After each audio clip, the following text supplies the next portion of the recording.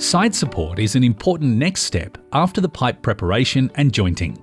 Embedment material for StormPRO pipes should preferably be granular, free-flowing material.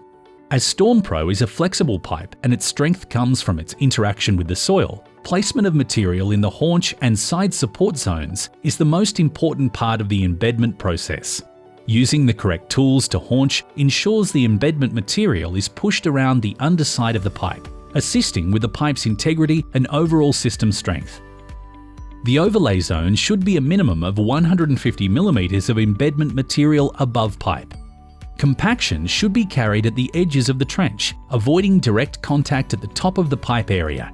It is recommended to use a whacker or a vibrating tool. Stabilizing sand or CLSM can also be used as a backfill material. Placing and compacting embedment material should be placed in the following manner to ensure 1. Uniform distribution and compaction of embedment material, especially under the haunches of the pipe. 2. The material relative compaction is consistent with design. 3. Pipe distortion is minimized.